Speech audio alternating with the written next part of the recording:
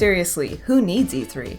Sony just held its September PlayStation showcase, and it was packed with fresh trailers, spicy news, and even some surprise reveals. Here, we'll break it all down from the most exciting announcement to the most exciting. Let's go.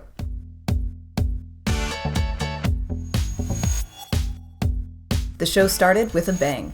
One of the top Star Wars games of all time, Knights of the Old Republic, is getting remastered exclusively for the PlayStation 5. BioWare developed the original RPG, which came out in 2003 for Xbox and PC, notably not PlayStation.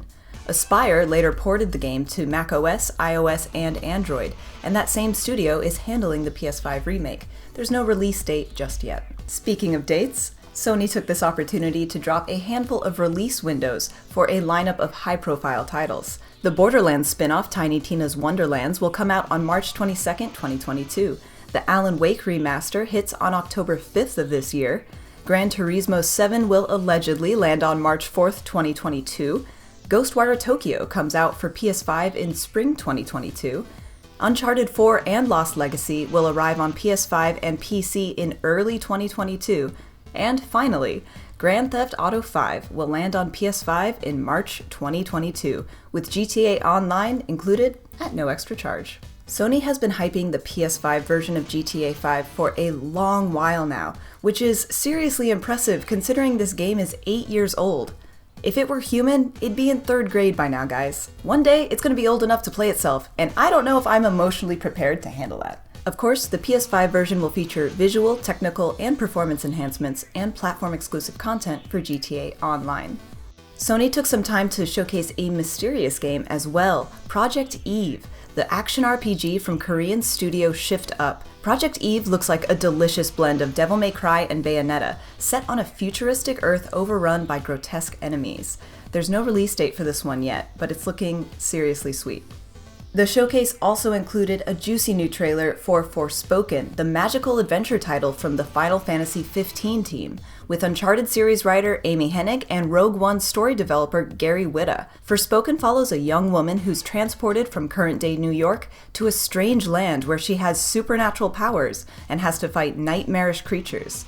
It's coming to PS5 and PC in spring 2022.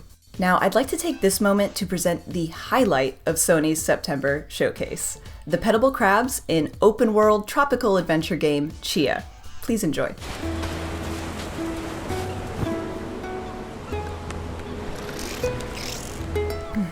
Perfect. Chia is a physics-driven sandbox inspired by New Caledonia, a French-controlled archipelago off the east coast of Australia. It's a unique setting for a video game, and it looks absolutely delightful. Chia is scheduled to hit PS4, PS5, and PC in 2022.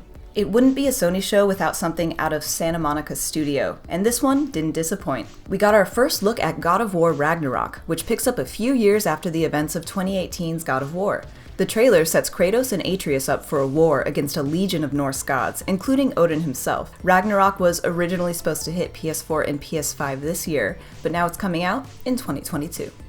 Another Sony-owned studio, Insomniac Games, was responsible for the biggest surprises of the show. Insomniac is working on Marvel's Wolverine, a standalone PS5 game starring everyone's favorite emo adamantium man. There aren't a lot of details about this one yet, just a teaser trailer set in a dive bar. At least we know they've got the mood right. Insomniac is also working on Marvel's Spider-Man 2, a follow-up to 2018's Spider-Man and the PS5 launch title Miles Morales. The coolest thing about this one? Venom is in it. Spider-Man 2 is scheduled to hit PS5 in 2023. Finally, let's bring it back to the beginning. The whole show kicked off with 2.5 minutes of highly produced, live-action, dystopian nonsense, otherwise known as a standard television commercial. Despite the millions it likely cost, this was by far the most confusing point of the show, but from there, all you could do was go up. Maybe next time Sony will skip the ad and throw in an extra trailer for Persona 6. Hey, a girl can dream. For all the latest video game news, stay tuned to Engadget.com and subscribe to the Engadget YouTube channel.